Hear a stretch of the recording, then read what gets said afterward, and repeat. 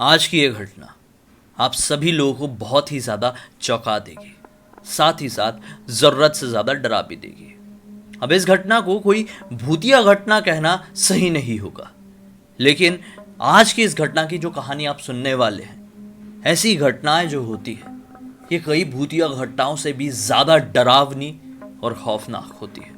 इस वीडियो के अंत तक बने रहिए।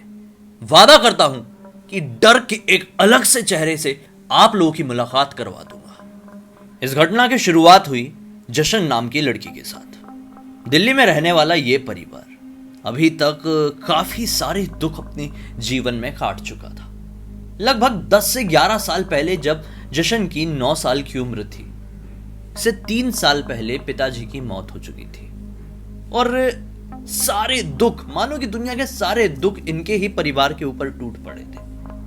लेकिन एक रात को इनके घर में कोई दस्तक देता है। रात के तकरीबन 11:15 बज रहे थे।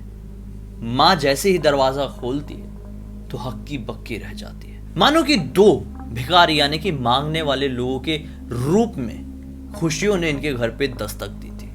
बहुत ही ज्यादा कंफ्यूजिंग लग रहा है ना।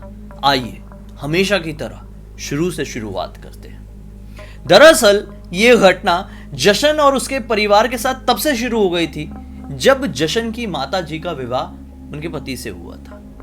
दरअसल ये शादी होके एक बड़ी फैमिली, ज्वाइंट फैमिली में आई और कुछ ही दिन खुशियों के बीते हस्बैंड की काफी ज्यादा तबीयत खराब होने लगी। ड्रिंक करते थे काफी ज्यादा।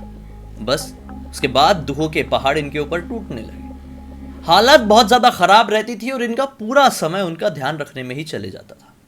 लेकिन वहीं पर इनके देवर थे, यानी कि जशन के जो चाचा जी थे, वो माता काली के बहुत बड़े भक्त थे। बहुत बड़े भक्त, मानो कि लोग ये कहते थे कि इनके शरीर में माता काली आती है। उनकी माता की चौकी भी लगती, लोग आते, दरबार सा सजता। इसी वजह से उनको एक वारिस भी चाहिए था। तो फिर जशन को ही वारिस के तौर पर चुन लिया गया और माता की चौकी में बिठाया जाएगा, यह डिसाइड कर लिया गया उसी समय जब जशन का जन्म हुआ। अब जशन जब बड़ी हुई थोड़ी, अब खाना खाने लगी, तो इसको खाना भी खिलाते तो खाने को अभिमंत्रित करके खिलाते। कुछ मंत्रों का उच्चारण करते चाचा जी और उसके बाद ही खिलाते। जशन के पिताजी तो उसका ज्यादा ध्यान नहीं रख पाते थे क्योंकि वो अपनी ही दुनिया में थोड़े से मशगूल थे। फिर थोड़ा समय बीतता है, जशन 3 साल की हो जाती है। जशन जब 3 साल की होती है तो मम्मी नोटिस करती है कि इसके बर्ताव में 3 साल बच्चों वाली हरकत कुछ नहीं है। ये दरअसल जब खाना खाने बैठती तो पूरा घर का खाना खा जाती है। कई बार बहुत ही ज्यादा मैच्योर तरीके से हरकतें करती है। बचपना बिल्कुल ना के बराबर है। एक 3 साल की बच्ची के अंदर ऐसी सारी चीजें होना बहुत ही ज्यादा डिफरेंट साउंड करता है। जब उसकी मम्मी अपने दोस्तों से, अपने परिवार वालों से, रिश्तेदारों से बात करती तो लोग यही कहते कि ये केवल और केवल माता के आशीर्वाद की वजह से ही हो रहा है। इसे माता की चौकी के लिए तैयार किया जा रहा है। इसका मानो कि एक वारिस चुन लिया गया इसको वारिस के तौर पर, इस वजह से इसके साथ ये सब कुछ हो रहा है। और ये तो बहुत कुछ नॉर्मल है। जब तक ये 6 साल की होगी ये सारी चीजें दुगनी हो जाएगी और 12 साल की उम्र तक ये चौकी में बैठने के लिए तैयार हो जाएगी।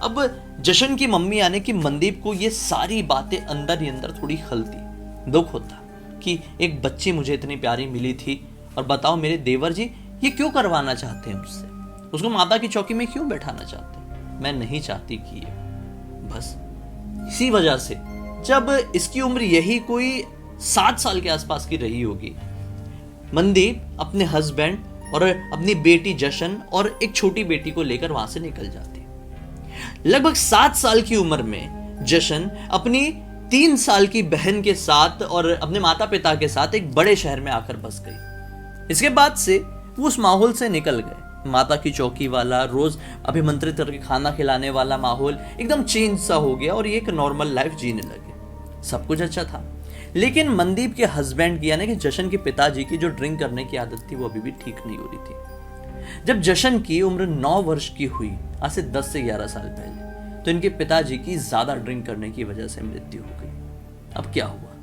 अब इस परिवार में कौन कौन? जशन की माता जी मनदीप, एक छोटी बहन जिसकी उम्र अभी लगभग 5 साल की रही होगी और दादी जी भी, जशन की दादी जी भी अब इनके साथ आके शहर में ही रहने लगी थी। इतने लोग थे।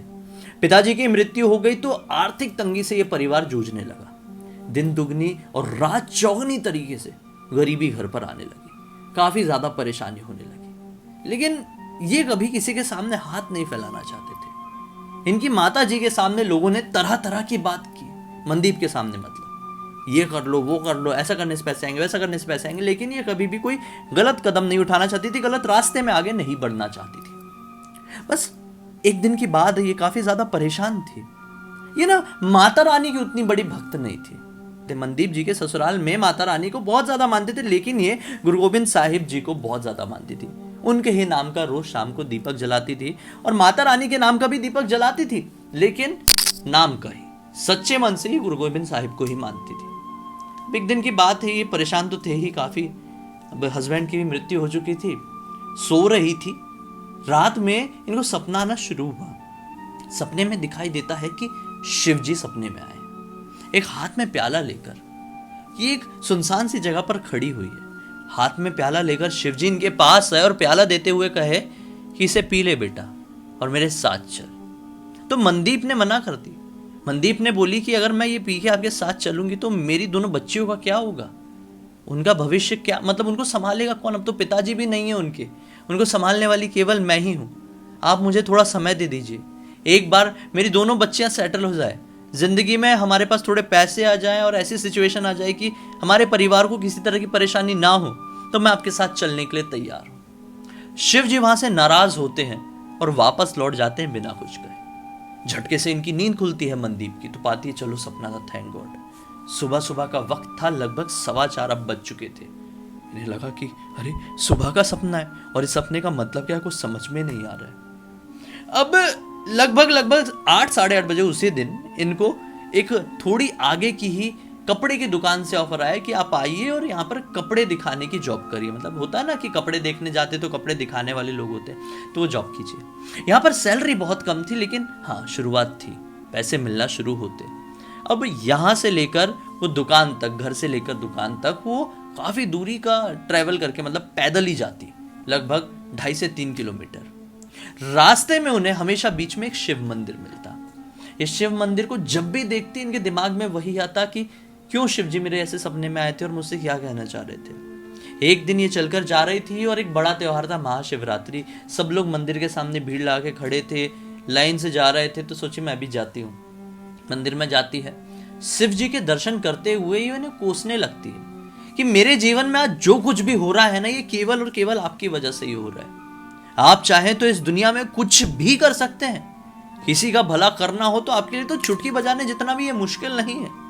तो फिर दुनिया की सारी परेशानियां, सारे कष्ट मुझे ही क्यों, मेरे परिवार को ही क्यों? आपने इतनी कम उम्र में मेरे पति छीन लिए, इतनी कम उम्र में आपने मेरी मां छीन लिए थे। अब इतनी ज्यादा गरीबी, कैसे हम अपना जीवन यापन कर रहे हैं ये आप ही जानते हैं। तो फिर क्यों इतनी बड़ी परीक्षा ले रहे हैं? मैं आपसे बहुत नाराज हूं। और सपने में आकर क्या कहना चाह रहे थे, बस यही कही और चली गई। अब इनकी रोज की एक आदत लग गई, शिवजी के मंदिर जाती, माथा टेकती, कोसती और फिर आगे बढ़ जाती, क्योंकि ये शिवजी से प्यार करने लगी थी। सच्चे मन से इनके लिए आस्था जाग गई थी मनदीप के मन में, लेकिन वो नाराज भी बहुत ज्यादा थी शिवजी से। बस शिवजी के मंदिर नहीं जाती तो इनको बहुत बुरा लगता, अधूरापन सा लगता। अब एक दिन की बात है, काफी ज्यादा परेशानियां तो चल ही रही थी, लोग तरह तरह की बात कर ही रहे थे कि ऐसा कर लो वैसा कर लो, ये कभी गलत जगह पे गलत कदम नहीं उठाए। रात का वक्त हो रहा था, 11:15 बज रहे थे। कोई दरवाजे में नॉक करता है तो सोचती कि इतनी रात में कौन होगा। दादी भी परेशान थी, दादी की हल्की सी नींद लगी थी। मनदीप उठी और दरवाजा खोली तो पाती है कि 2 बहुत गरीब लोग, मांगने वाले जैसे दिखाई दे रहे हैं, शायद मांगने वाले ही थे, और दोनों नेत्रहीन थे। वो कहते हैं कि हम ट्रेन से केदारनाथ जा रहे हैं, तो ये एक बहुत ही बड़ा सफ़र है हमारे लिए, हमारे पास इतने पैसे नहीं कि हम खाना खा लें। ट्रेन का यहाँ पर 1 घंटे का हॉल्ट है, तो हम यहाँ पर रुके हुए हैं, तो हो सके तो आप हमें कुछ खाने को दे दीजिए, बहुत भूख लगी, हमारे पास पैसे वगैरह नहीं है। तो ये बोलती है कि ठीक है, अगर आप मेरे दरवाजे आए तो मैं आपको भूखे पेट नहीं लौटाऊंगी। जाती है, खाना बनाना शुरू कर देती है मनदीप जी। खाना बनाती है और बाहर ही वो, मतलब उनके दरवाजे के ऐसे किनारे में बैठ गए थे, उनको ना रोटी सब्जी ले जाकर दे देती है, खाते हैं। फिर जैसे इनका खाना ख़त्म होता है तो बोलते हैं कि जूते मिल जाएंगे, देखो हमारे पास चप्पल तक नहीं है। तो जो यानी जशन की दादी जी थी ना, उन्होंने जशन के पिताजी के लिए जूते खरीद के रखी थी। तो उनके नए नए जूते थे, उन्होंने ज़्यादा पहने नहीं थे और उनकी मृत्यु हो गई थी, तो वो जूते लाकर इनको दे दी। अब उनने बोले कि अगर किसी के कपड़े होंगे तो दे दीजिए, हम पहन लेंगे, हमको बहुत ठंड सी लग रही है। तो बस जाती है मनदीप जी और अपने हस्बैंड के कपड़े भी लाकर इन्हें दे देती है। कपड़े लेते हुए वो जो वृद्ध आदमी था ना, जो मांगने वाला था, वो हंसते हुए अपनी पत्नी से कहता है, जो दूसरी मांगने वाली थी उसके साथ, देख मैंने तुझे बोला था ना कि यहाँ पर जो मांगेंगे हमें मिल जाएगा, हम यहाँ से खाली हाथ नहीं लौटेंगे। तो ये बात नहीं मान रही थी।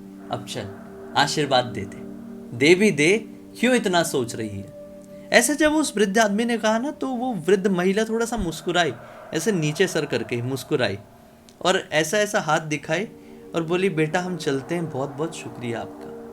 अब इनको ना पता नहीं, मनदीप को मन ही मन ऐसे लगने लगा उन लोगों को देख के कि यार इन लोग बहुत ही ज़्यादा वृद्ध हैं और इस तरह से आशीर्वाद दे रहे हैं, तो इनके एक बार पैर छू लेती हूँ, पता नहीं किसका कहाँ कब लग जाए। तो ये पैर जैसे उस वृद्ध आदमी के छूती है ना मनदीप जी उनके जाने से पहले, तो वृद्ध आदमी क्या कहते हैं, दूधो नाव पूतो फलो। ये हैरान बोलती है कि बाबा जी आपने ये कैसे कहा, मेरे पति की तो मृत्यु हो चुकी है और मेरे घर में 2 मेरी बेटियां हैं। उन्होंने कुछ नहीं कहा, एक स्माइल किए और ऐसा हाथ दिखाए और ऐसा लौटने लगे। इनका जो घर था ना, एक ऐसे गली वाले एरिया में था, एकदम लंबी गली, इस तरफ एकदम लंबी गली, सामने घर, ऐसा वाला घर था।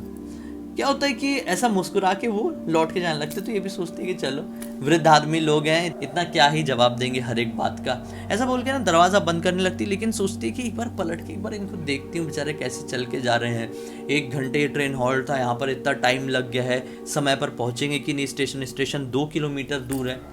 जैसे ही पलटती है ना, मतलब ये दरवाज़ा बंद की ऐसे सोची और फिर पलट के दरवाज़ा खोली, कोई नहीं पीछे, कोई भी नहीं। हैरान हुई, बाहर निकलकर इस तरफ गली में देखी कोई नहीं, इस तरफ गली में देखी कोई नहीं, दंग रह गई। बोले अभी तो आए थे, एकदम वृद्ध थे, ठीक से चल भी नहीं पा रहे थे, मुश्किल से 5 सेकंड भी नहीं लगे मुझे पलटने के लिए, कहाँ गायब हो गए ये तुरंत ही अपनी सासू माँ से, मतलब जशन की दादी जी से सारी बात बोलती है कि मुझे लग रहा है कि पता नहीं कौन थे कौन नहीं, कोई शक्तियाँ थी ऐसे आई, हमें आशीर्वाद दे के गई है। तो जशन की दादी माँ भी कहती है कि जो हुआ देख अच्छे के लिए ही हुआ होगा, हमने तो भला ही किए, किसी का बुरा नहीं किया, आशीर्वाद तो मिल गया ना, क्या बुराई है। तो जशन की माता जी मनदीप भी ये कहती है कि हाँ सही बात है, ऐसा बोल के सोने के लिए चले जाते हैं। सोए हुए ज़्यादा समय नहीं बीता था, इन्हें सपना क्या दिखाई देता है कि भगवान शिव और माता पार्वती इनके दरवाजे पर आए हैं और इनसे खाना मांग कर बाहर खड़े होकर खा रहे हैं। ये जैसे ये सपना देखी घबरा कर उठी और आंखों से आंसू बहने लगे। ये तुरंत समझ गई कि स्वयं भगवान शिव और माता पार्वती हमारे घर पर आए थे और हमको आशीर्वाद देकर गए थे। लेकिन इनको आशीर्वाद का मतलब समझ में नहीं आया, दूधो नाव पूतो फलो, क्योंकि पूतो फलो यानी कि पुत्र रत्न की प्राप्ति हो। इनके घर पे तो पुत्री रत्न की प्राप्ति नहीं हुई थी, पति की मृत्यु हो चुकी थी, फिर ये कैसे पॉसिबल था। खैर ये भगवान शिव की भक्ति में लीन हो जाती। इन्हें दुख होता है कि मैंने कैसी नाराजगी जताई ना भगवान शिव से। ये सोमवार का व्रत भी शुरू कर देती और सिर्फ भगवान शिव की भक्ति। अब कुछ समय बीता, कट्टू कुछ समय बीता और इनकी मुलाकात एक अच्छे खासे वेल सेटल्ड इंसान से हुई, जहाँ पर इनकी शादी भी हुई और अब शादी को भी थोड़े साल बीत चुके हैं। अब इनका एक 8 साल का बेटा भी है, बहुत ही प्यारा, बहुत ही सुंदर। अब जशन की उम्र 19 साल हो चुकी है और एक छोटी बहन तो थी ही पहले से, जिसकी उम्र यही कोई 13-14 साल की अभी होगी। और इनके परिवार में पूरी तरह से अब सुख और शांति है। इनके पूरे परिवार का ये मानना है कि अगर उस रात वो वृद्ध लोगों को अगर मनदीप खाना नहीं खिलाते तो कैसे इनके घर में इतनी खुशियाँ आती, क्योंकि वो वृद्ध नॉर्मल लोग नहीं थे, वो स्वयं भगवान शिव और माता पार्वती थे, जो कि वृद्ध मांगने वालों के रूप में इनके द्वार पर आए थे। अगर वो नहीं भी थे ना, वो नॉर्मल लोग भी थे ना, तो इन्होंने जो की सच्चे मन से की थी, दिल से की थी। भले ही इनके घर में कितनी भी परेशानी थी, पता नहीं इनके घर में 2 वक्त का खाना खाने के लिए भी सही से राशन था या नहीं, लेकिन जब इनके द्वार में कोई ज़रूरतमंद आया जिसको ज़रूरत थी सचमुच में, तो इन्होंने एक बार भी संकोच नहीं की, उन्हें जी भर के खिलाया, कपड़े दिए, जूते दिए और खुशी खुशी विदा किए, थोड़ी दक्षिणा दे के भी। तो ये सारी चीज़ ना ऊपर वाला देखता है, सारी चीज़ें दिख रही है भगवान को। हम जो आज कर रहे हैं ना, वो सारे कर्मा रिकॉर्ड हो रहे हैं। और वो सारे के सारे हमें वापस मिलेंगे इसी जन्म में। ये कलयुग है, सब इसी जन्म में हम भोग कर जाते हैं, अच्छा हो या बुरा हो। तो इन्होंने इतनी परेशानी देखने के बाद भी अच्छे कर्म किए, तो देखो इनका वापस से विवाह भी हुआ अच्छी जगह, और अब ये बहुत ही सुख शांति के साथ अपनी दोनों बेटियों के साथ जी रही है। अभी कुछ ही समय पहले भगवान शिव इनके सपने में फिर से आए प्याला लेकर, बोले अब तो चल मेरे साथ, ये पी ले और चल मेरे साथ। तो इन्होंने फिर से कह दी कि नहीं, मैं चाहती हूँ कि अपनी दोनों बेटियों का एक बार विवाह कर दूँ, वो अच्छे अच्छे घर में चले जाए, सुख शांति से रहें, फिर मैं आपके साथ ज़रूर चल लूँगी। तो इस बार फिर से भगवान शिव नाराज होकर सपने से चले गए। आज भी मनदीप जी को ये दुख है कि भगवान शिव मेरे सामने आते, मेरे सपने में आते, लेकिन हमेशा नाराज़ ही क्यों रहते हैं, कभी खुशी खुशी आके आशीर्वाद क्यों नहीं देते।